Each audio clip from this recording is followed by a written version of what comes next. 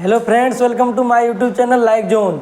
आज हम लोग पढ़ने वाले हैं केमिस्ट्री क्लास 10th का केमिस्ट्री का चैप्टर 1, जिसका नाम है केमिकल रिएक्शन एंड इक्वेशंस। देखिए, इस चैप्टर में जितने भी कॉन्सेप्ट हैं उनको तो हम लोग पढ़ेंगे ही पढ़ेंगे, उसके साथ साथ कुछ क्वेश्चंस जो दिए हुए हैं एनसीईआरटी में उसको भी लगाएंगे और जो एक्स्ट्रा क्वेश्चन होगा उसको भी हम लोग लगाएंगे। तो चलिए स्टार्ट करते हैं केमिकल रिएक्शन एंड इक्वेशन। तो सबसे पहले यही से शुरू करते हैं कि भाई केमिकल रिएक्शन होता क्या है, केमिकल इक्वेशन क्या होता है। देखिए, केमिकल रिएक्शन का मतलब क्या होता है, जब दो या दो से अधिक चीज़ें जब एक साथ केमिकली कंबाइंड हो, जब एक के साथ एक कंबाइंड हो और कंबाइन होने के बाद कोई नया चीज़ बने और नया प्रॉपर्टी के साथ बने।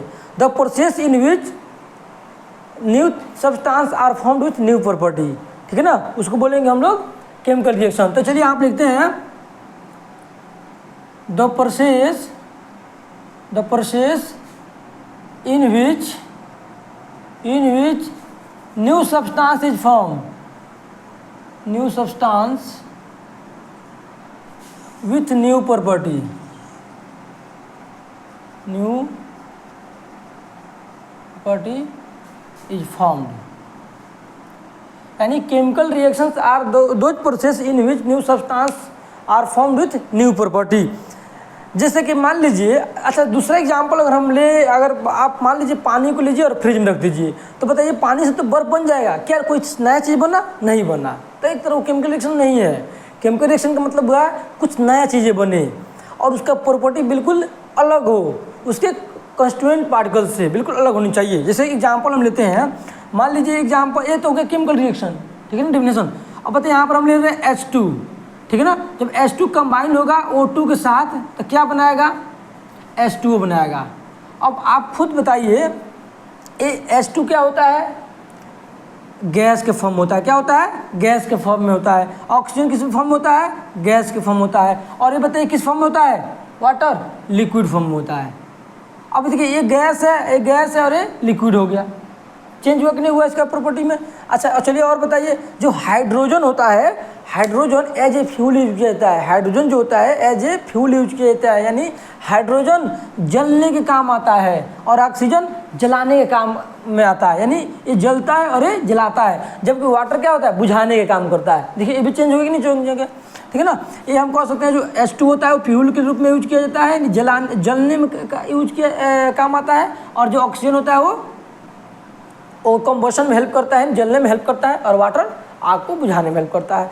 तो देखिए यहाँ पर सबका देखिए प्रॉपर्टी चेंज हो नहीं हो जाएगा, इसका प्रॉपर्टी बिल्कुल अलग है और जबकि इसका प्रॉपर्टी जो प्रोडक्ट हुआ उसका प्रॉपर्टी बिल्कुल अलग है।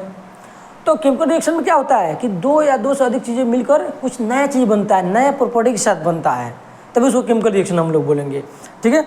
अब देखिए इसमें एक चीज़ और आपको ध्यान रखना है कि जो यहाँ पर एरो दिख रहा है, एरो क्या बताता है, डायरेक्शन ऑफ रिएक्शन, रिएक्शन का डायरेक्शन बताता है एरो। और एरो का जो लेफ्ट होता है, एरो का जो लेफ्ट होता है उसको क्या हम लोग बोलते हैं, रिएक्टेंट बोलते हैं। क्या बोलते हैं उसको, रिएक्टेंट बोलते हैं, ठीक है ना, उसको बोलते हैं रिएक्टेंट। और जो इस साइड होता है उसको क्या बोलते हैं हम लोग, प्रोडक्ट बोलते हैं, उसको बोलते हैं प्रोडक्ट। तो रिएक्टेंट समझ में आया आपको, प्रोडक्ट समझ में आया। यानी जो एरो के लेफ्ट में आपको दिखेगा, यानी कहने का मतलब देखिए जो रिएक्शन में पार्टिसिपेट करेगा, उसको हम लोग बोलेंगे reactant. Those chemical which take part in reaction that is called reactant. और जो the substance which form as a result, यानी जो एज ए रिजल्ट जो बनकर तैयार होता है हमारे सामने, उसको हम लोग बोलते हैं प्रोडक्ट। तो अगर आप डिफिनेशन लिखना चाहते हैं, देखिए रिएक्टेंट का आपसे डिफिनेशन नहीं पूछा जाएगा, लेकिन अगर लिखना चाहते हैं तो लिख लीजिए, दोज केमिकल्स और those substance which take part in reaction, जो रिएक्शन में इन्वॉल्व होता है उसको हम लोग रिएक्टेंट बोलते हैं। Or the substance which form as a result after reaction is called product. यानी आपको एरो के जो लेफ्ट में दिखेगा, जो रिएक्शन में पार्टिसिपेट करेगा उसको रिएक्टेंट बोलेंगे, और जो इस साइड रहेगा उसको प्रोडक्ट बोलेंगे। चलिए आपको रिएक्टेंट समझ में आ गया, प्रोडक्ट समझ में आ गया। इसके अलावा इसमें क्या करना है, आपको सिंबल के बारे में थोड़ा समझना है। देखिएगा किसी किसी एलिमेंट के नीचे आपको लिखा रहेगा G लिखा रहेगा, कहीं AQ लिखा रहेगा, कहीं PT लिखा रहेगा, ठीक है ना। तो इसका सब मीनिंग क्या है, कहीं L लिखा रहेगा, कहीं S लिखा रहेगा। तो देखिए अगर जहाँ पर G लिखा हो तो G का मतलब क्या होता है, जी का मतलब होता है गैस, कि वो गैस के फॉर्मेट में है। ये क्या आपको सिंबल बता रहे हैं, जो नीचे रिप्रेजेंटेशन जो यहाँ पर मिलेगा आपको ऐसे ब्रैकेट में करके मिलेगा, ठीक है ना, ब्रैकेट में करके मिलेगा। अच्छा, अगर मान लीजिए एस मिलेगा तो समझिए कि सॉलिड की बात हो रही है। किसकी बात हो रही है? सॉलिड की बात हो रही है, ठीक है ना। अच्छा, अगर आपको एल मिल जाए तो समझिएगा लिक्विड है, एल है तो लिक्विड है। अच्छा, अगर ए क्यू मिल जाए तो क्या समझिएगा? ए क्यू एक्वस, ए क्यू यानी एक्वस, एक्वस समझिएगा आप, ठीक है ना। अच्छा, एक और मिल सकता है आपको पीटी, पीटी मिल सकता है। पीटी मतलब प्रेसिपिटेट, प्रेसिपिटेट। अब देखिए प्रेसिपिटेट क्या होता है हम लोग आगे समझेंगे। अभी आपको रिप्रेजेंटेशन सिर्फ बता रहे हैं, तो आप समझिए कि जी रहेगा तो गैस, एस रहेगा तो सॉलिड, एल रहेगा तो लिक्विड, और ए क्यू रहेगा तो एक्वस, और पीटी रहेगा तो प्रेसिपिटेट। ये सब कहाँ मिलेगा आपको? यहाँ पर मिलेगा ब्रैकेट, जो आपका प्रोडक्ट या जो एलिमेंट वगैरह यहाँ पर जो देगा ना रिएक्शन में, उसके जस्ट नीचे आपको ऐसा दिया रहेगा आपको शॉर्ट फॉर्म में, तो समझना पड़ेगा। अच्छा, एक आपको तो गैस पता है, सॉलिड पता है, लिक्विड पता है। एक्वस मतलब क्या होता है? यानी जिसमें वाटर प्रेजेंट हो, एक्वस यानी जिसमें वाटर प्रेजेंट हो। और पीटी का मतलब प्रेसिपिटेट, प्रेसिपिटेट का मतलब इनसॉल्युबल सॉलिड, जो हम लोग आगे भी पढ़ेंगे, तो उसका टेंशन नहीं लेना है आपको। तो इतना सारी चीज़ें आपको क्लियर हो गया होगा। अब हम लोग देखिए इसके आगे और भी चीज़ें देखेंगे। देखिए आप खुद बताइए, जब रिएक्शन होता है तो कैसे हम कहेंगे, मान लीजिए हमारे आसपास कुछ हो रहा है, तो कैसे हम कह सकते हैं कि रिएक्शन हो रहा है कि नहीं हो रहा है, ठीक है ना। तो उसको हम लोग समझेंगे characteristics of the chemical reaction, यानी कैसे हमें पता चलेगा कि केमिकल रिएक्शन हो रहा है कि नहीं हो रहा है। चलिए इसको इरेज करते हैं और उस पर हम लोग आते हैं। अब हम लोग पढ़ने वाले हैं कैरेक्टरिस्टिक्स ऑफ केमिकल रिएक्शन। देखिए कैरेक्टरिस्टिक्स ऑफ केमिकल रिएक्शन,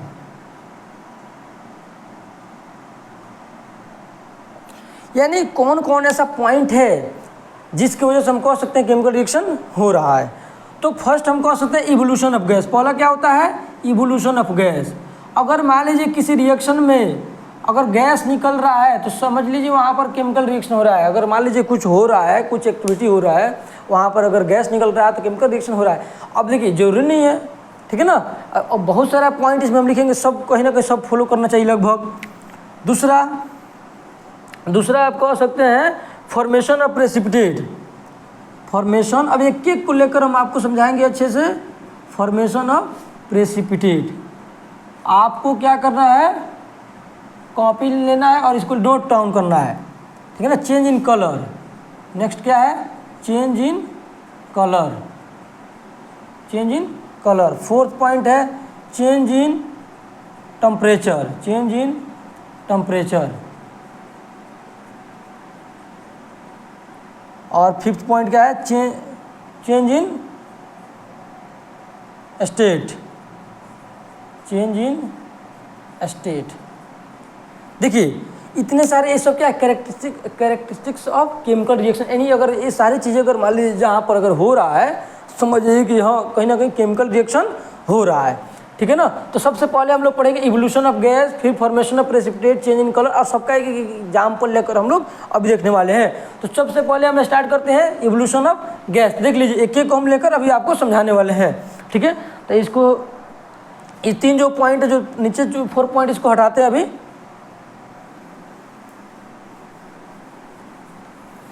अब बताइए कोई ऐसा आप रिएक्शन सोचिए जिसमें गैस निकलता हो, ठीक है ना, गैस निकलता हो। तो चलिए कि लेते हैं हम, मान लीजिए हम ले रहे हैं आपका Zn, क्या ले रहे हैं? Zn plus Cl2 HCl, Zn plus HCl ले लीजिए, Zn प्लस HCl। तो बताइए इसका रिएक्शन होगा तो क्या होगा?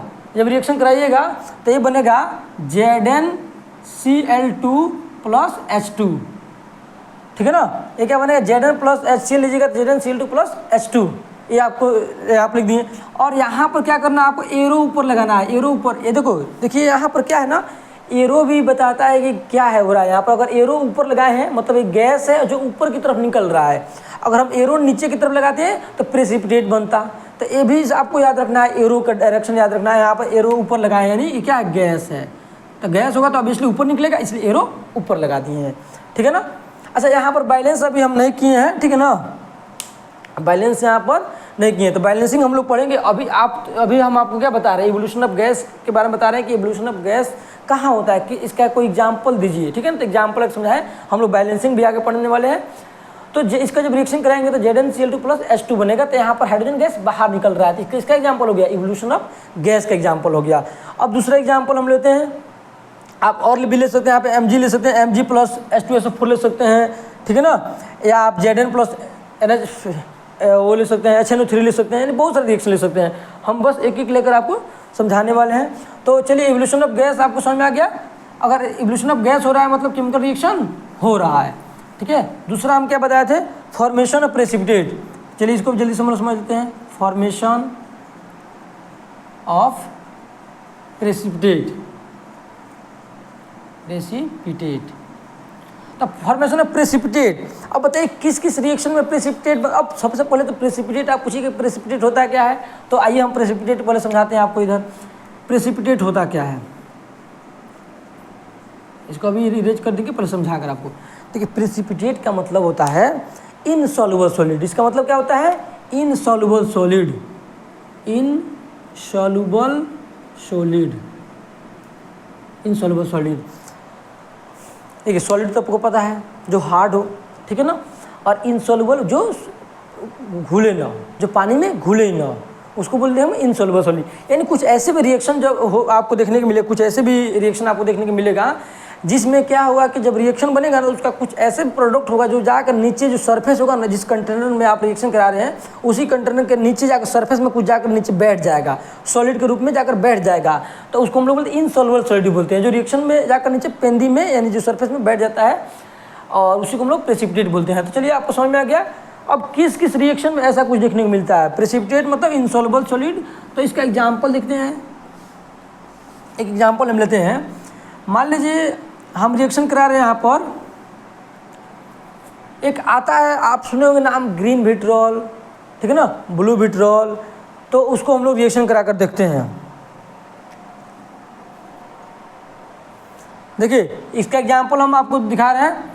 यहाँ फॉर्मेशन ऑफ प्रेसिपिटेट यानी किस किस रिएक्शन में प्रेसिपिटेट फॉर्म होता है। तो इसका एग्जाम्पल हम ले रहे हैं। देखिए, पहला एग्जाम्पल लिए आपका BaCl2। जब इसका रिएक्शन हम कराएंगे BaSO4 के साथ, तो क्या होगा, BaCl2 प्लस BaSO4 का जब रिएक्शन कराएंगे तो क्या बनेगा, ये कुछ बनाएगा BaSO4। देखिए, ये BA, एक सेकेंड रुक जाइए थोड़ा सा, इसको H2SO4 के साथ रिएक्शन कराना है आपको, H2SO4 के साथ, H2SO4 के साथ। तो Ba जो होगा, ठीक है ना, यहाँ पर SO4 के साथ आ जाएगा, तो ये हो जाएगा BaSO4 प्लस, और यहाँ पर जो Cl है किसके साथ जाएगा, H के साथ, ये बन जाएगा HCl। अच्छा, एक चीज़ और ध्यान रखना है आपको कि अभी आपको लगता होगा कि कैसे रिएक्शन हो रहा है, प्रॉब्लम होता होगा समझने में कैसे रिएक्शन हो रहा है। तो अभी तो हम लोग इसको एग्जाम्पल समझ रहे हैं, ठीक है ना, इसका कैरेक्टर समझ रहे हैं कि केमिकल रिएक्शन का, इसको कैसे करना है, आपको कैसे इसको ब्रेक करके कैसे रिएक्शन कराना है, वो भी हम लोग आगे पढ़ेंगे, ठीक है। तो अभी बस आप इसको याद रखिए फिलहाल के लिए कि BaCl2 का जब रिएक्शन कराएंगे H2SO4 के साथ, तो BaSO4 प्लस HCl बनेगा। और यहाँ पर जो BaSO4 है ना, यही आपका क्या है, यही PPT है, यही क्या है आपका PPT है, ठीक है ना, PPT। अच्छा, वहाँ पर हम लिखे थे शायद PT लिख दिए थे जो रिप्रेजेंटेशन कराए थे, तो ठीक है ना, उसमें आप PPT समझिएगा, ठीक है ना।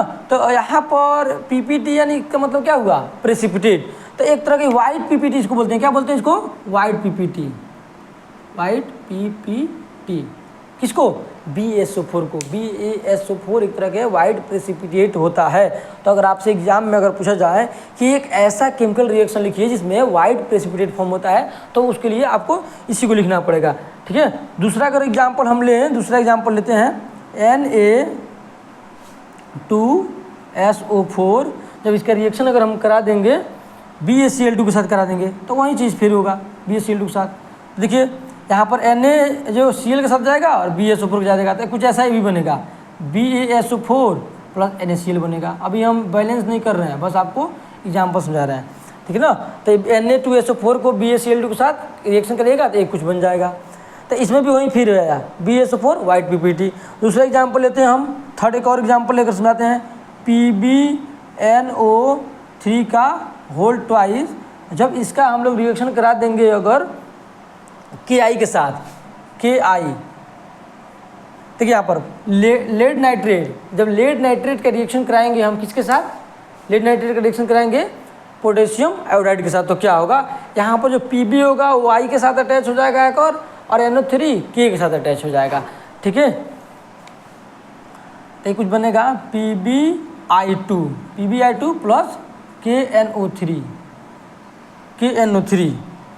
ठीक है ना, KNO3। अच्छा एक देखिए, एक इससे पहले, इस वीडियो को देखने से पहले आपको एक और वीडियो देखनी चाहिए जो हम अपलोड किए हैं, बनाकर केमिकल रिएक्शन कैसे बनाते हैं, how to make chemical formula, chemical formula बनाते कैसे हैं, उस पर हम लोग एक वीडियो बनाकर अपलोड किया है, उसको आपको जरूर देखना चाहिए ताकि आपको समझ में आ सके कि ये फार्मूला वगैरह कैसे बन रहा है, ठीक है ना, उसको जरूर देखिएगा आप एक बार।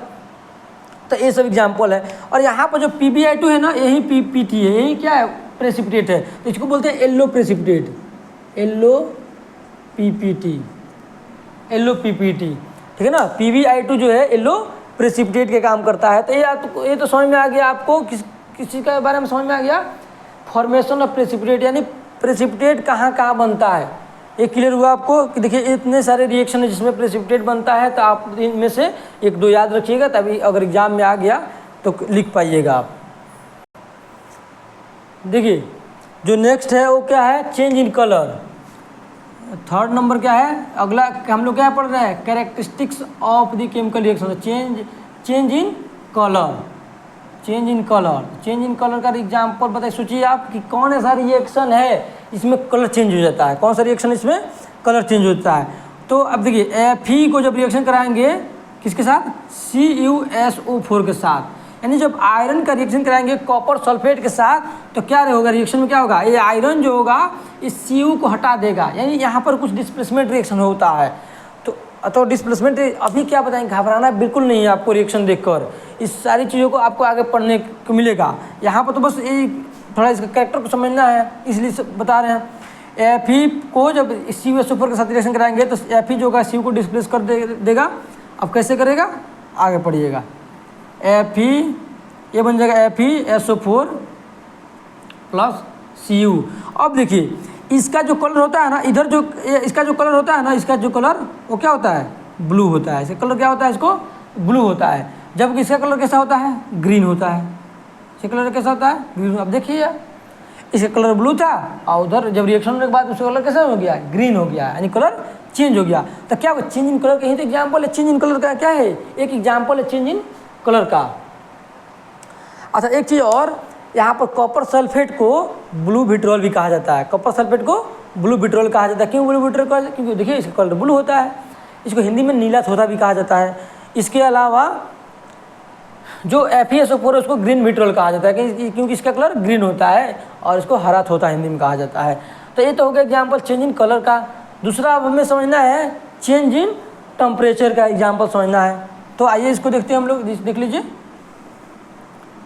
चेंज इन टेम्परेचर का, यानी किस रिएक्शन में टेम्परेचर में चेंज होता है।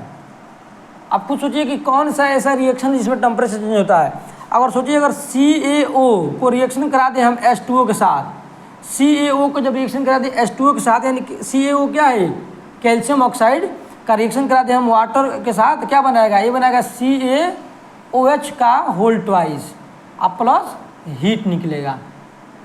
लगभग सभी लोगों ने इस चीज़ को जरूर देखा होगा। आप अपने घर में देखिएगा, जब चूना खरीद कर आता होगा मार्केट से, चूना जो खरीद कर आता है उसको लोग क्या करते हैं, पानी में डालते हैं, उसको पानी में डालते हैं ताकि उसको पेंटिंग किया जा सके, वाल को वाइट वॉश करने के लिए, पेंट करने के लिए उसको क्या पानी में घोला जाता है चूना को। देखिएगा जो जिस कंटेनर में डाला जाता है ना वो पूरा गर्म हो जाता है, यानी उसमें से हीट निकलता है, उसमें से क्या निकलता है, हीट निकलता है। तो देखिए इसको बोलते हैं जो कैल्शियम ऑक्साइड है ना, इसको बोलते हैं क्विक लाइम। इसको क्या बोलते हैं, क्विक लाइम, इसको बोलते हैं क्विक लाइम। यानी जब क्विक लाइम का रिएक्शन कराते हैं हम लोग, हिंदी में इसको चूना बोलते हैं, जब वाटर के साथ, तो क्या बनता है, कैल्शियम हाइड्रोक्साइड बनता है। इसको बोलते हैं स्लैक्ड लाइम। इसको क्या हम लोग बोलते हैं, स्लैक्ड लाइम, स्लैक्ड लाइम या स्लैक्ड लाइम बोलिए, या लाइम वाटर भी बोल सकते हैं इसको, और लाइम वाटर भी बोल सकते हैं, लाइम वाटर। तो इसमें क्या, जब इन दोनों का रिएक्शन लोग कराते हैं तो क्या बनता है, स्लैक्ड लाइम या लाइम वाटर बनता है, कैल्शियम हाइड्रोक्साइड बनता है। उसके अलावा हीट बाहर निकलता है। एरो देखिए ऊपर लगाए, एरो ऊपर लगाने का मतलब क्या हुआ कि हीट बाहर की तरफ निकल रहा है, ठीक है। तो ये भी आपको क्लियर हुआ, चेंज इन टेम्परेचर का एग्जांपल समझ में आ गया। इसी रिएक्शन में टेम्परेचर में चेंज होता है। और एक और है चेंज इन स्टेट, उसको आइए हम समझते हैं। चेंज इन स्टेट यानी किस रिएक्शन में स्टेट ही चेंज हो जाता है, यानी रिएक्टेंट का स्टेट कुछ और होता है और प्रोडक्ट का स्टेट कुछ और हो जाता है। चेंज इन स्टेट का एग्जाम्पल देखिए। तो देखिए अब यहाँ पर मेरे H2 प्लस O2, इसका रिएक्शन कराएंगे तो क्या आप सब लोग जानते हो कि H2 O2 का रिएक्शन कराएंगे तो H2 बनेगा। अब बताइए आप, हाइड्रोजन क्या होता है, गैस फॉर्म में होता है कि नहीं होता है, ऑक्सीजन गैस के फॉर्म में होता है, और वाटर क्या होता है, लिक्विड होता है, एल यानी लिक्विड होता है। देखिए स्टेट चेंज हो कि नहीं हो गया, बिल्कुल स्टेट ही चेंज हो गया इसका। तो ये किसका एग्जाम्पल है, चेंज इन स्टेट का एग्जाम्पल है केमिकल रिएक्शन एंड इक्वेशन का। अब देखिए उसके आगे भी हमें बहुत सारी चीज़ें पढ़नी है। देखिए अब यहाँ तक तो हो गया, उसके बाद समझना है केमिकल इक्वेशन के बारे में, यानी केमिकल यहाँ पर जो इक्वेशन होता है वो इक्वेशन क्या होता है। अगर इसको समझाने के लिए हम एक एग्जाम्पल लिखते हैं, हम ऐसे कुछ लिख रहे हैं, देखिए यहाँ पर when hydrogen react with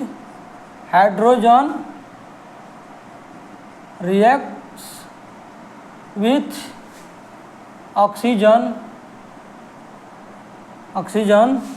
then water is formed.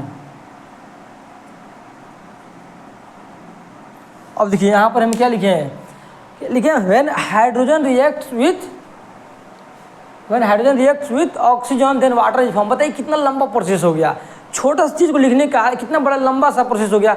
इसी चीज़ को अवॉइड करने के लिए केमिकल इक्वेशन का यूज किया जाता है। केमिकल इक्वेशन क्या है, the mathematical way to represent a chemical reaction in short form, यानी जो केमिकल रिएक्शन को मैथमेटिकली सिंबल के हेल्प से, ठीक है ना, उसको रिप्रेजेंट करने का जो मेथड होता है, जो तरीका होता है, उसी को हम लोग क्या बोलते हैं, केमिकल इक्वेशन बोलते हैं। अब इसी चीज़ को हम लोग ऐसे भी लिख देंगे, आप हाइड्रोजन लिखा है तो आप लिख दीजिए हाइड्रोजन प्लस ऑक्सीजन, तो क्या मिलकर बनाएगा, वाटर, H2O बनाएगा। अब इसी छोटा चीज़ को लिखने के लिए ऐसे लिखा गया है। अब सोचिए अगर बार बार ऐसा अगर लिखना पड़े तो कितना बड़ा रिएक्शन होता है, उसको लिखना पॉसिबल नहीं हो पाएगा, बहुत लंबा चला जाएगा। इसी चीज़ को अवॉइड करने के लिए, ताकि पूरा लैंग्वेज में ना लिखा जा सके, शॉर्ट फॉर्म में मैथमेटिकली सिंबल के हेल्प से लिखा जा सके, तो इसीलिए उसके लिए कौन सा कॉन्सेप्ट आया, इक्वेशन का, केमिकल इक्वेशन का। तो केमिकल इक्वेशन क्या होता है, द मैथमेटिकल, चलिए लिख देते हैं यहाँ पर केमिकल इक्वेशन क्या होता है।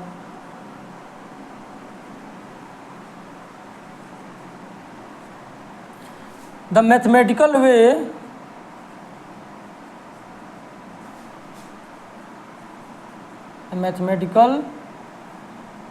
वे ऑफ रिप्रेजेंटेशन, देखिए एक मिनट रुक जाइए, देखिए the mathematical way of representing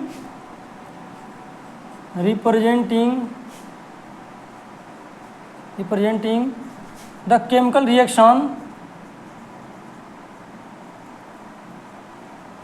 reaction with the help of symbol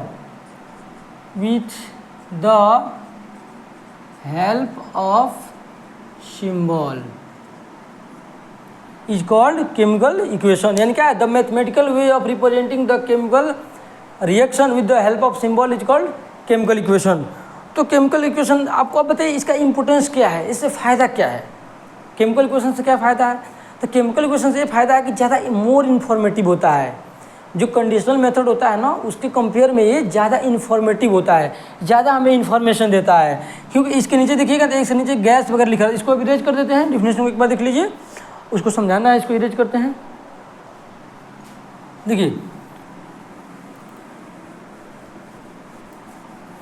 हम ये बता रहे थे कि जो ये इसका बेनिफिट्स क्या है, केमिकल इक्वेशन का बेनिफिट्स क्या है। तो इसका बेनिफिट्स है कि ज़्यादा इन्फॉर्मेटिव होता है। First point, it is more informative. क्या, क्योंकि इसमें देखिए यहाँ पर लिखा है गैस, ये भी क्या होता है, गैस के फॉर्म में होता है। ये क्या होगा, लिक्विड का। देखिए यहाँ पे एक इन्फॉर्मेशन मिल गया।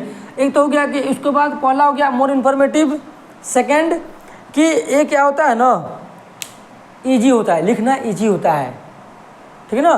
केमिकल इक्वेशन में अगर किसी चीज़ को लिखना रहता है ना, तो क्या होता है, ज़्यादा ईजी होता है, हमारी राइटिंग को ईजी बनाता है। हमारे राइटिंग को ईजी बनाता है और मोर इन्फॉर्मेटिव बनाता है।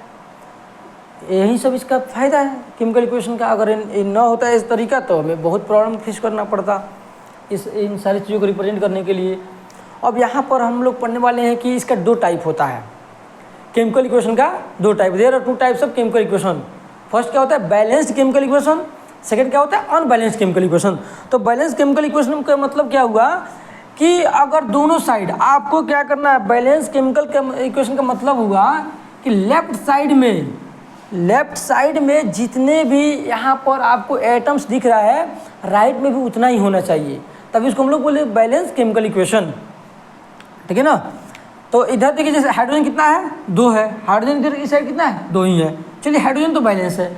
अब ऑक्सीजन देखिए इधर कितना है सिर्फ 2 है ऑक्सीजन, लेकिन इधर ऑक्सीजन तो एक ही है। तो अगर यहाँ पर अगर हम 2 लिख देंगे तो ऑक्सीजन कितना हो गया 2, ऑक्सीजन 2 हो गया, लेकिन ऑक्सीजन इधर भी 2 है, ऑक्सीजन तो बैलेंस हो गया। लेकिन हाइड्रोजन देखिए 2 2 जा 4, हाइड्रोजन इधर 4 हो गया, जबकि इधर हाइड्रोजन कितना है 2 ही है। तो अगर हम यहाँ पर 2 से मल्टीप्लाई करें तो हाइड्रोजन कितना हो गया 2 2 जा 4। अब एक्चुअल में जाकर देखिएगा तो बैलेंस्ड केमिकल इक्वेशन बोलेंगे, यानी पहले अनबैलेंस था अब हो गया बैलेंस। तो आपको समझ में आ गया केमिकल इक्वेशन कितने तरीके होता है 2। First one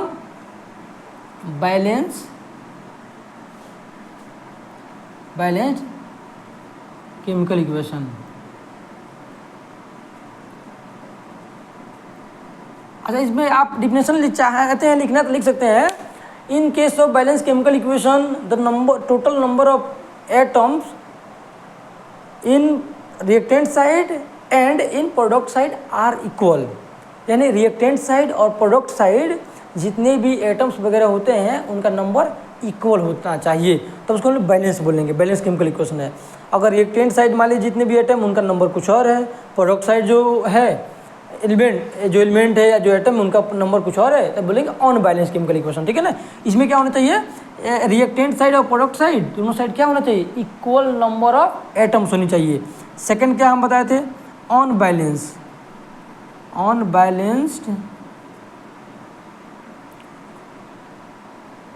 chemical equation.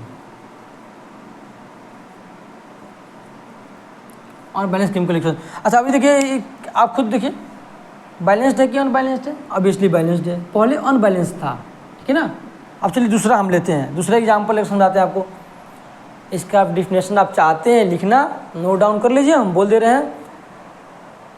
Those chemical equation in which number of atoms in reactant side and in product side are equal, अगर इक्वल हो तो उसको बैलेंस केमिकल इक्वेशन। ठीक है ना। If the number of atoms are not equal to both side that means reactant side and product side that means that type of chemical equation is unbalanced chemical equation. तो आप ऐसे बनाकर लिख लीजिए।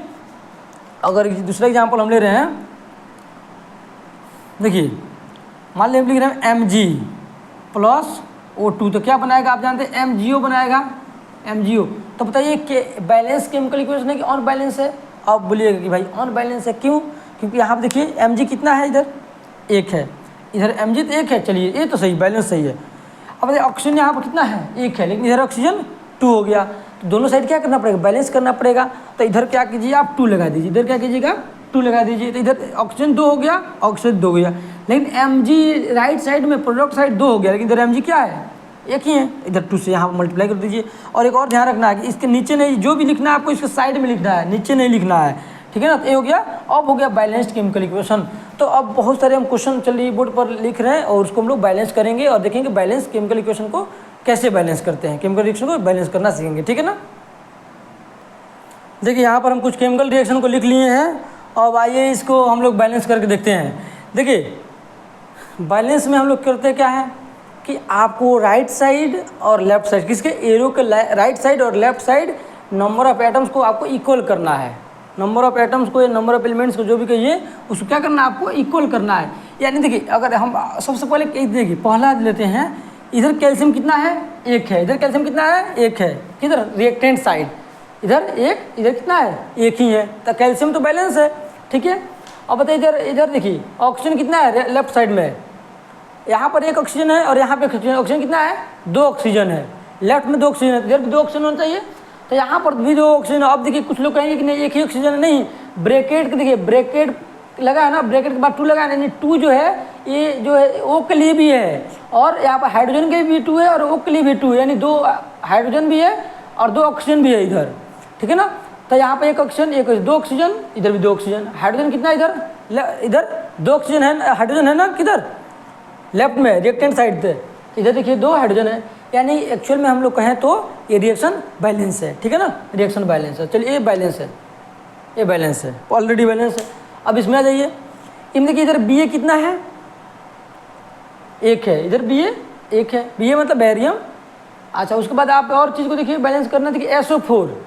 अच्छा देखिए कभी कभी पूरे ग्रुप को आप एक कंसिडर कर सकते हैं, पूरे ग्रुप को कभी कभार आप एक कंसिडर कर सकते हैं। आप खुद देखिए इधर SO4 कितने बार है, पूरे SO4 को एक साथ मानिए आप, जबकि आप अलग अलग भी मान सकते हैं, जबकि आप ऐसे भी कर सकते हैं भाई S 1 बार है, इधर S 1 बार है, ऐसे भी कर सकते हैं। लेकिन उससे अच्छा है कि पूरे ग्रुप को हम एक साथ लेकर चलें। तो SO4 इधर कितना है, SO4 1 बार है, इधर भी SO4 1 ही बार है, ठीक है ना।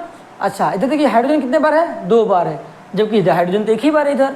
तो इसका मतलब यहाँ पर 2 लगाना पड़ेगा आपको, 2 लगाना पड़ेगा, 2 लगा लीजिए। तो हाइड्रोजन इधर 2 बार, हाइड्रोजन 2 बार। यहाँ पर देखिए Cl2 2 बार है, इधर भी Cl2 2 बार हो गया। सर हाँ Cl यहाँ पर कितना बार है, 2 बार है, इधर Cl कितना बार है, 2 बार है। 2 लगा ना यहाँ पर, इसका मतलब 2H के लिए भी है और 2Cl के लिए भी है। और आप चाहते तो ऐसे भी चेक कर लीजिए, S कितने बार है, 1 बार है, S इधर भी 1 बार है। ऑक्सीजन इधर कितने बार है, 4 बार है, इधर भी ऑक्सीजन 4 बार है। आप ऐसे भी कर सकते हैं, या पूरे ग्रुप को एक साथ पॉलीएटॉमिक जो ग्रुप होता है उसको भी एक साथ कंसिडर कर सकते हैं। इधर Ag कितने बार है, 1, इधर Ag कितने बार है, 1 बार है। चलिए बैलेंस है। Cl कितने बार, इधर 2 बार है, जबकि इधर Cl तो 1 ही बार है। तो मतलब इधर Cl 1 ही बार है, तो इसको क्या करना पड़ेगा, यहाँ पर 2 से मल्टीप्लाई करना पड़ेगा आपको, 2 से मल्टीप्लाई करना पड़ेगा। तो इधर Cl 2 बार हो गया, इधर भी Cl 2 बार। लेकिन यहाँ पर Ag का, Ag मतलब सिल्वर का नंबर गड़बड़ हो गया। Ag 2 बार, इधर Ag 1 ही बार, इधर 2 से मल्टीप्लाई कर दीजिए आप। नीचे नहीं लिखना है, साथ में लिखना है इधर। अब ये तो बैलेंस हो गया, चलिए दोनों बैलेंस हो गया। अब इसमें आ जाइए, इधर देखिए Fe कितने बार है, 1 बार है, इधर Fe कितने बार है, 3 बार है, इधर Fe 1 बार, इधर 3 बार। तो मतलब इधर 3 है तो हम भी इधर 3 लगाना पड़ेगा ना, इधर 3 लगाना पड़ेगा, नहीं लगाना पड़ेगा, 3 लगा दिए। देखिए इधर 3 लगा दिए, तो Fe 3 बार, Fe 3 बार, चलिए बैलेंस हो गया। अब देखिए यहाँ पर हाइड्रोजन कितने बार है, इधर 2 बार, इधर हाइड्रोजन कितने बार है, हाइड्रोजन तो बैलेंस हो गया। अच्छा ऑक्सीजन देखिए, ऑक्सीजन कितने बार है, राइट में 4 टाइम्स है, यानी 4 ऑक्सीजन है, लेकिन इधर तो ऑक्सीजन 1 ही बार है। तो यहाँ पर क्या करना पड़ेगा आपको, 4 से कुछ मल्टीप्लाई करना पड़ेगा। 4 से मल्टीप्लाई करेंगे तो यहाँ पर ऑक्सीजन 4 बार हो गया, इधर ऑक्सीजन 4 बार। लेकिन हाइड्रोजन का नंबर गड़बड़ हो गया, फिर हाइड्रोजन के नंबर को सही करना पड़ेगा आपको। तो हाइड्रोजन देखिए इधर 4 बार है, हाइड्रोजन कितने बार है, सॉरी 8 बार है, 4 2 जा 8 मल्टीप्लाई करके बोलना है, 4 2 जा 8 टाइम्स है, यानी 8 यहाँ पर हाइड्रोजन है, तो इधर भी 8 हाइड्रोजन होना चाहिए। तो यहाँ पर आपको क्या करना पड़ेगा, 4 से मल्टीप्लाई करना पड़ेगा। अब ये भी बैलेंस हो गया। अब इस पर आ जाइए आप, देखिए Pb कितने टाइम्स है, यहाँ 1 Pb है, इधर कितना Pb है, 1 ही Pb है, इधर भी 1 ही Pb है। चलिए भाई Pb तो बैलेंस है, ठीक है। अच्छा इस पूरे NO3 को आप एक बार समझने की कोशिश कीजिए। पूरे जो NO3 दिख रहा है, NO3 क्या है, पॉलीएटॉमिक ग्रुप है। तो पूरे NO3 को एक बार मानना है, क्या मानना है, पूरे एक बार, सॉरी 2 बार है इधर ना, 2 बार है। यानी पूरे कहने को हम ये बताना चाह रहे थे कि NO3 पूरे ग्रुप को एक ही मानकर चलना है। तो NO3 कितने बार है, 2 बार, लेकिन इधर की NO3 1 ही बार है। तो इधर क्या कीजिए आप 2 से मल्टीप्लाई कर दीजिए। तो NO3 जो पूरा ग्रुप इधर भी 2 बार हो गया, इधर भी 2 बार हो गया। चलिए ठीक है। अब K देखिए, इधर K कितने बार है, इधर 1 ही बार है भाई, जबकि इधर K तो 2 बार हो गया। तो यहाँ पर हम 2 से मल्टीप्लाई कर देंगे, तो K इधर K 2 हो गया, इधर भी K 2 हो गया। अच्छा इधर I कितने बार है, 2 बार है। देखिए I कितने बार है, 2 बार है इधर, और इधर भी I कितने बार है, 2 बार है। तो ये हो गया बैलेंस। तो ऐसे बैलेंस करना, देखिए कोई भी मुश्किल अगर आए ना आपके पास, बैलेंस करने के लिए कोई भी मुश्किल अगर आपके पास आ जाए, तो बस यही तरीका आपको अपनाना है कि दोनों साइड नंबर को हीट एंड ट्रायल, इसको बोलते हैं हीट एंड ट्रायल मेथड। तो हीट एंड ट्रायल मेथड का यूज कीजिए और बैलेंस करना है आपको, बस और कुछ नहीं करना है, ठीक है। तो देखिए अब हम लोग पढ़ेंगे टाइप्स ऑफ केमिकल रिएक्शन, यानी केमिकल रिएक्शन कितने टाइप्स होते हैं। तो आइए देखते हैं types of chemical reaction. Next topic है हमारा टाइप्स ऑफ केमिकल रिएक्शन। आप बोलिए कितने टाइप का होता है केमिकल रिएक्शन, ठीक है ना। फर्स्ट होता है कॉम्बिनेशन रिएक्शन। कॉम्बिनेशन रिएक्शन, ये रिएक्शन को शॉर्ट फॉर्म में RX के ऊपर N लगा दिया जाता है, तो हम ऐसे लिख रहे हैं शॉर्ट फॉर्म में दूसरा नंबर कौन सा होता है? Decomposition reaction. डीकम्पोजिशन रिएक्शन हो गया। चलिए थर्ड बोलिए। थर्ड नंबर होता है डिस्प्लेसमेंट रिएक्शन।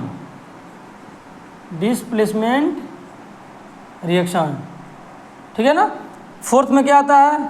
Double displacement. यहाँ देखिए डिस्प्लेसमेंट हो गया, अब डबल डिस्प्लेसमेंट बोलना आपको, डबल डिस्प्लेसमेंट रिएक्शन।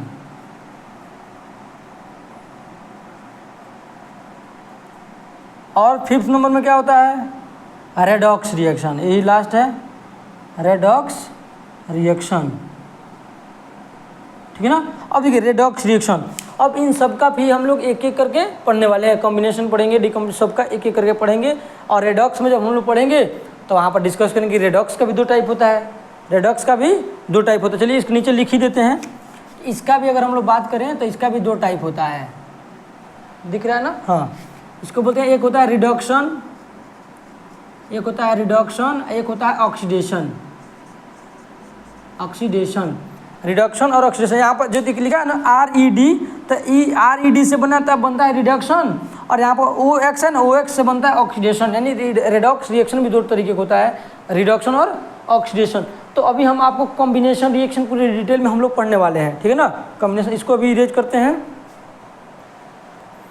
देखिए कॉम्बिनेशन रिएक्शन का मतलब क्या होता है? देखिए आप खुद जब स्कूल जाते होंगे तो आपको देखते होंगे, जब भी अगर स्कूल में अगर बच्चे कम आते हैं तो क्या होता है, जो टीचर लोग बोलते हैं कि आज क्या हम लोग कंबाइन क्लास चलाएंगे। कंबाइन क्लास मतलब क्या होता है? 2-3 क्लास को एक साथ मिला देते हैं, उसको बोलते हैं कंबाइन क्लास। यानी 2-3 क्लास को मिलाकर जब एक क्लास बना देता है उसको बोलते हैं कंबाइन क्लास। वैसे ही यहाँ पर भी है कुछ भाई, कॉम्बिनेशन रिएक्शन। इसका मतलब हुआ जब दो या दो से अधिक जब केमिकल्स को एक साथ मिक्स किया जाता है और जब एक सिंगल प्रोडक्ट बनता है तो उसको बोलते हैं कॉम्बिनेशन रिएक्शन। ठीक है ना। Combination reaction are those chemical reaction in which 2 और more than 2 reactants are combined to form a single product. तो आइए इसको हम लोग जल्दी से लिख लेते हैं। कॉम्बिनेशन रिएक्शन क्या होता है? Those chemical reaction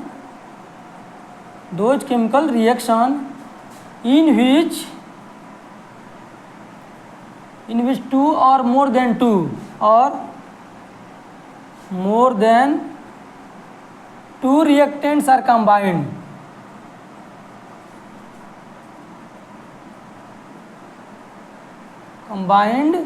and formed a single product।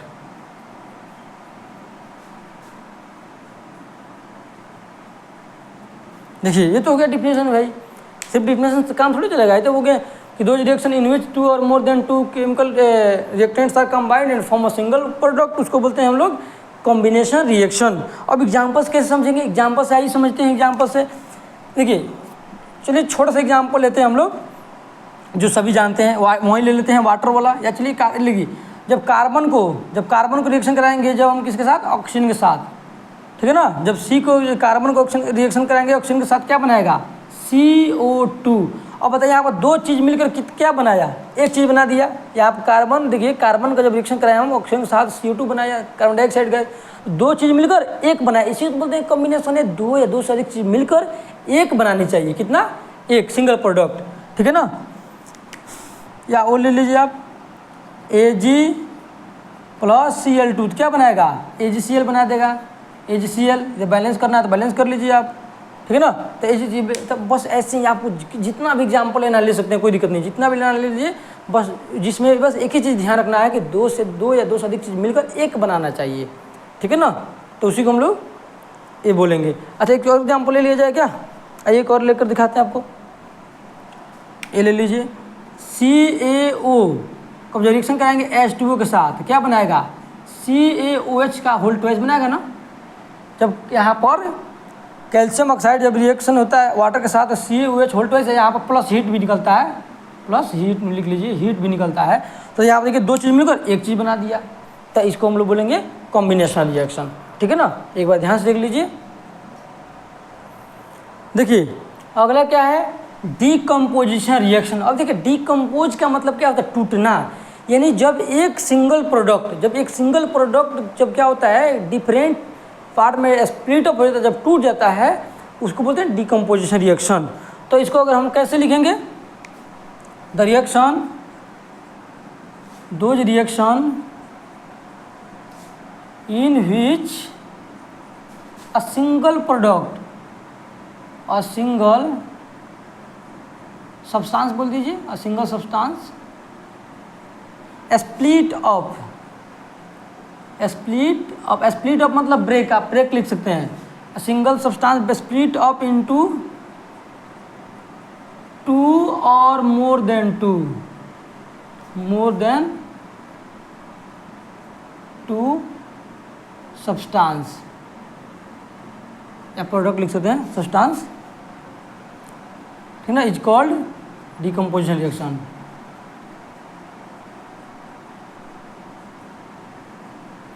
उसको बोलते हैं डिकम्पोजिशन रिएक्शन। तो ठीक है, समझ में आ गया। यानी जब क्या होता है ऐसा रिएक्शन, एक सिंगल जब सब्सटेंस क्या होता है जब टूट कर कई पार्ट में टूट जाए, ठीक है ना, उसको बोलते हैं हम लोग डिकम्पोजिशन रिएक्शन। एग्जाम्पल से ज़्यादा समझ में अच्छे से समझ में आएगा। एग्जाम्पल में देखिए, यहाँ पर देखिए हम ले रहे हैं जब H2O, जब H2O को आप क्या कीजिएगा, जब इससे इलेक्ट्रिसिटी पास कराइएगा, H2O से क्या पास कराइएगा, इलेक्ट्रिसिटी। जब H2O से आप इलेक्ट्रिसिटी पास कराइएगा, इलेक्ट्रिसिटी, तो क्या किस में ब्रेक हो जाएगा, H2+O2 में। इसी को बोलते हैं इलेक्ट्रोलाइसिस। अब देखिए एक्चुअल में डिकम्पोजिशन रिएक्शन का भी टाइप पढ़ना है, डिकम्पोजिशन रिएक्शन का भी टाइप समझना है, जैसे इलेक्ट्रोलाइसिस, थर्मोलाइसिस, फोटोलाइसिस, ठीक है ना, और प्रेशर के हेल्प से होता है, उन सारी चीज़ों को समझना है। तो हम क्या करेंगे, यहाँ पर लिखेंगे, एक एग्जाम्पल देंगे और किसके हेल्प से हो रहा है उसी के अकॉर्डिंग उसका नाम दे दिया जाएगा आपको। तो वाटर टूटा H2+O2 में किसके हेल्प से टूटा, इलेक्ट्रिसिटी के हेल्प से, इसलिए इसका नाम क्या दीजिएगा, तो इसका हम लोग नाम देंगे इलेक्ट्रोलाइसिस। ये हो गया इलेक्ट्रोलाइसिस, इलेक्ट्रोलाइसिस, इसको ऐसे ही हम लोग समझ लेंगे, ठीक है ना, इलेक्ट्रोलाइसिस समझ में आ गया। अब दूसरा एग्जाम्पल हम लेते हैं, देखिए CaCO3, जब इसको अगर हम हीट करेंगे, क्या करेंगे, हीट करेंगे। देखिए जब CaCO3 इन कैल्शियम कार्बोनेट जो हीट करेंगे, तो यहाँ पर आप हीट लिखिए, इसके बदले आप ऐसे लिख सकते हैं, जैसे आप यहाँ पर बना दे रहे हैं ट्रायंगल की तरह कुछ होता है ऐसे, डेल्टा, इसको बोलते हैं डेल्टा। आप चाहे तो हीट लिखिए या डेल्टा लिख दीजिए, दोनों में से कोई एक लिख सकते हैं, दोनों का मतलब हीट होता है। तब ये टूट जाएगा, कुछ ऐसे बन जाएगा, ये बन जाएगा CaO+CO2 में टूट जाएगा। तो देखिए यहाँ पर एक प्रोडक्ट से कितना बना, 2 प्रोडक्ट बन गया। तो यही तो है डिकम्पोजिशन रिएक्शन। अच्छा, ये किसके हेल्प से हुआ है, हीट के हेल्प से हुआ है। हीट को हम लोग क्या बोलते हैं, हीट के लिए कौन सा वर्ड यूज किया जाता है, थर्मो, ठीक है ना, या थर्मल। तो इसको हम लोग बोलते हैं थर्मल डिकम्पोजिशन या थर्मोलाइसिस। आप थर्मल बोलिए, थर्मल डिकम्पोजिशन, चलो थर्मोलाइसिस बोलिए, ठीक रहेगा, थर्मोलाइसिस।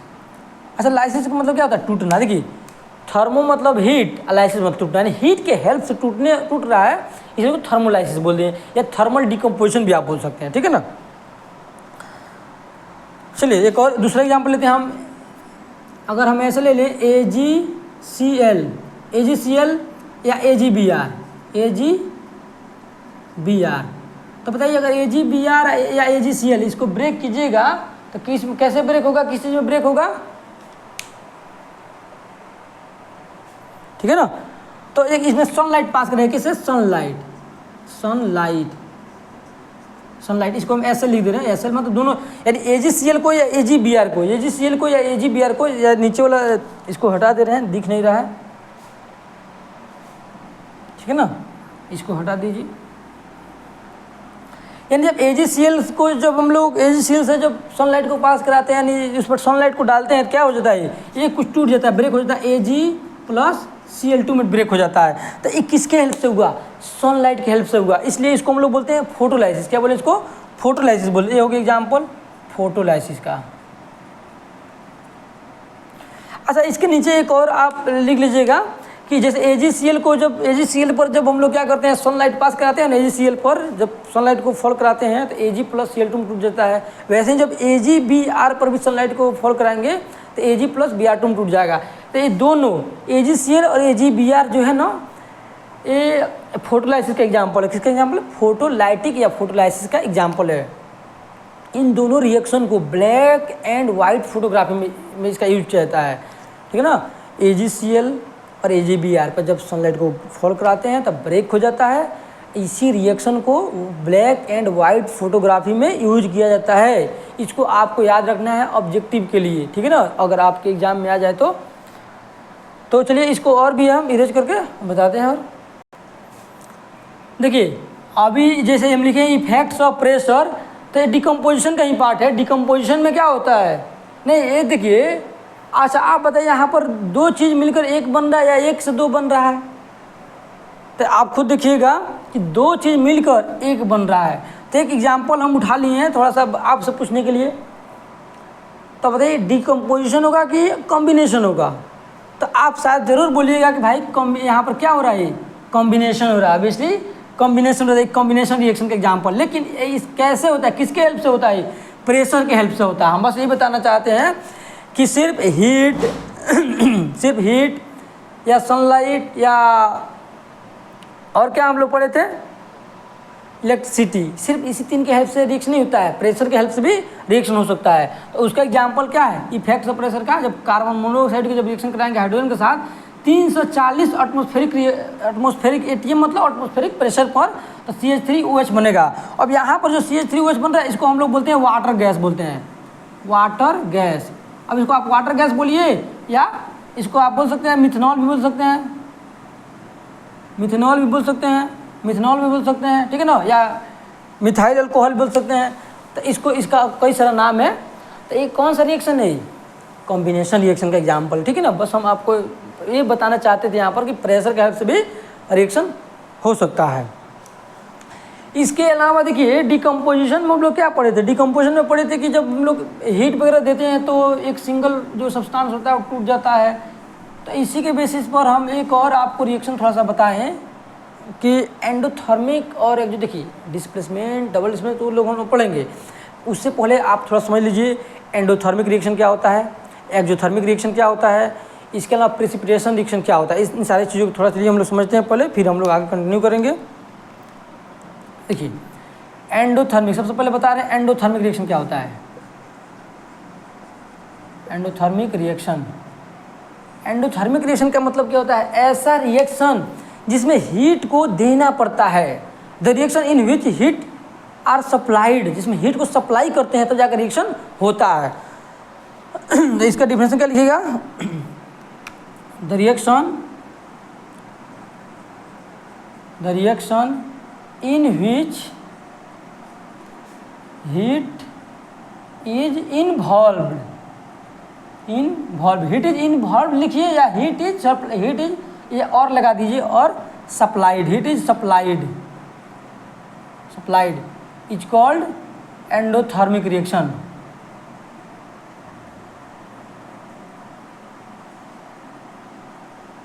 एंडोथर्मिक रिएक्शन हीट को सप्लाई करते हैं। और बताइए कौन कौन सा रिएक्शन जिसमें हीट को हमको देना पड़ता है तभी रिएक्शन हो पाता है, ठीक है ना।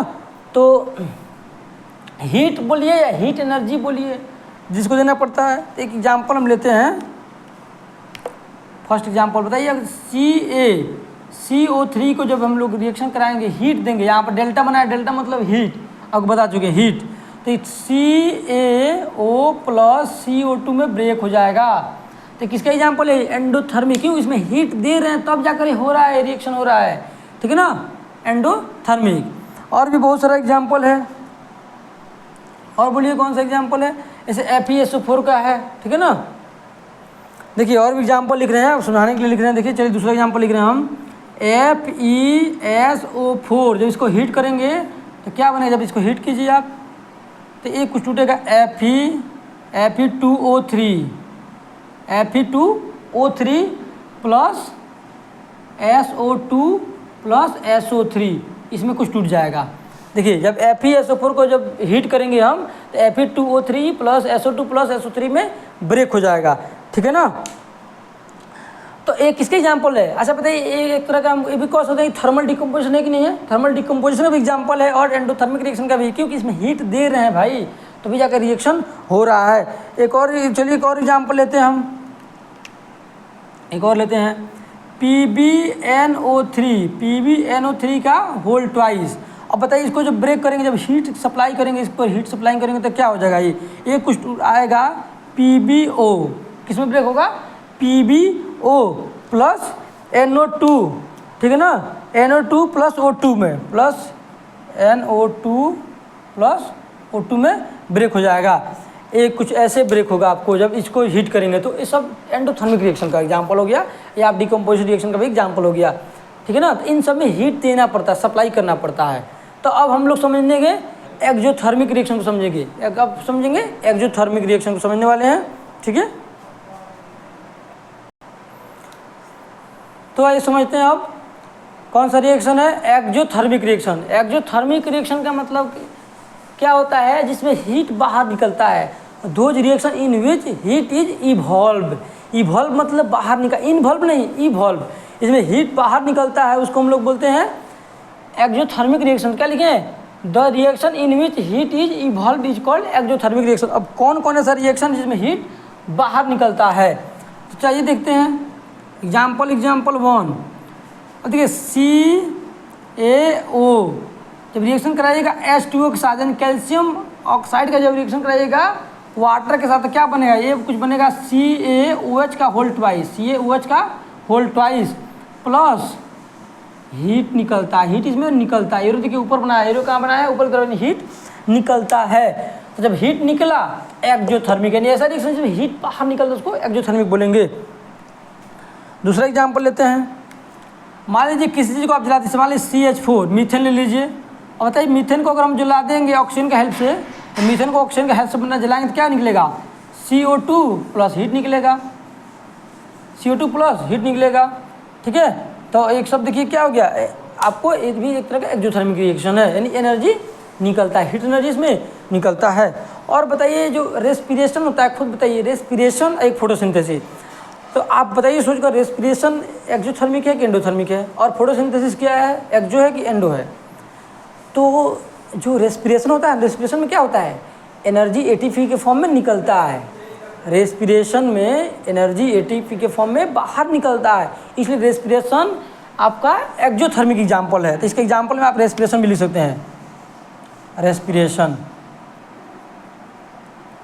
अच्छा, फोटोसिंथेसिस में क्या होता है, फोटोसिंथेसिस में सनलाइट इन्वॉल्व होता है, सनलाइट को सप्लाई करना पड़ता है फोटोसिंथेसिस में, तब जाकर फोटोसिंथेसिस कंप्लीट हो पाता है। इसलिए फोटोसिंथेसिस एंडोथर्मिक रिएक्शन है। आप क्या करना है, फोटोसिंथेसिस एंडोथर्मिक रिएक्शन है, जबकि रेस्पिरेशन एक्सोथर्मिक रिएक्शन है। तो ये सब हो गया इसके एग्जाम्पल। देखिए अब नेक्स्ट है प्रेसिपिटेशन रिएक्शन है। प्रेसिपिटेशन रिएक्शन क्या होता है, सबसे पहले समझिए प्रेसिपिटेट क्या होता है। प्रेसिपिटेट का मतलब होता है इनसॉल्युबल सॉलिड, यानी जब आप रिएक्शन करा रहे हैं उस रिएक्शन में देखिएगा ना, जिस कंटेनर में आप रिएक्शन करा रहे हैं तो उस कंटेनर के एकदम सरफेस पर जाकर कुछ सॉलिड पार्टिकल्स जाकर नीचे बैठ जाता है, उसको बोलते हैं इनसॉल्युबल सॉलिड यानी प्रेसिपिटेट। तो प्रेसिपिटेशन रिएक्शन मतलब क्या होता है, दो type of chemical reaction in which insoluble solids are form is called precipitation reaction. तो वही हम यहाँ पे लिखे हैं, प्रेसिपिटेशन रिएक्शन में क्या लिखे, those chemical reaction in which insoluble solid particles is form is called precipitation reaction. अब बताइए एग्जाम्पल देखना है, एक बार देख लीजिए। एग्जाम्पल में समझना है कि कौन ऐसा रिएक्शन है जिसमें ऐसा कुछ देखने को मिलता है। तो आइए एग्जाम्पल समझाते हैं हम आपको। देखिए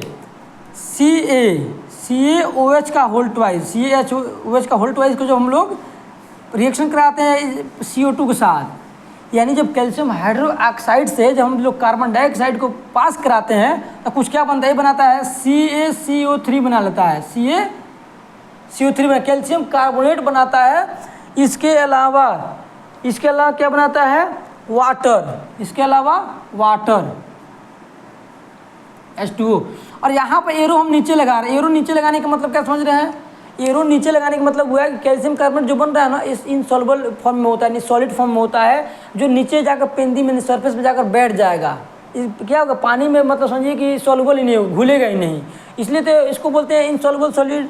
यानी जब कैल्शियम हाइड्रोक्साइड से जब कार्बन डाइऑक्साइड पास कराएंगे तो कैल्शियम कार्बोनेट बनेगा और वाटर बनेगा, इस वाटर में नहीं घुलेगा, इसलिए इसको बोलेंगे इनसॉल्युबल सॉलिड, या इसको बोलते हैं पीपीटी मतलब प्रेसिपिटेट। ये प्रेसिपिटेट फॉर्म हो गया। एक और एग्जांपल लेते हैं, चलिए एक जो हम लोग पहले समझे थे उसको लेते हैं। जब हम रिएक्शन कराएंगे, बताइए Fe को जब रिएक्शन कराएंगे CuSO4 के साथ कराएंगे तो क्या बनाएगा, आप बताइए, पहले पढ़ा है, ये बनाएगा SO4 + Cu।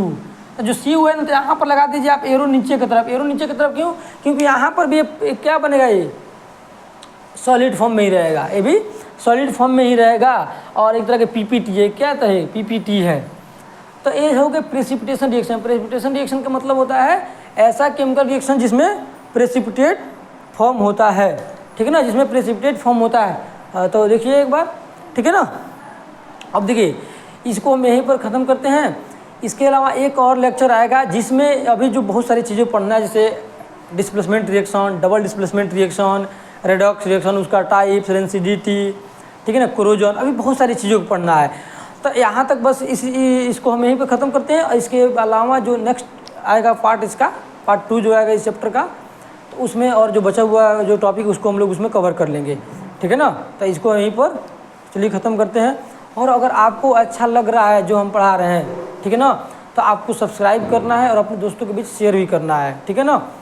और देखिए मान लीजिए, देखिए जैसे पढ़ा रहे हैं, तो आपको कहीं अगर ऐसा लगता है कि कहाँ यहाँ पर उसमें और थोड़ा सा उसको इम्प्रूवमेंट करना चाहिए, थोड़ा सा और बेटर करना चाहिए, तो आप ज़रूर कमेंट बॉक्स में बताइएगा। वहाँ पर उस चीज़ को हम ज़रूर सुधारेंगे, ज़रूर ठीक करने की कोशिश करेंगे, ठीक है ना। चलिए, थैंक यू।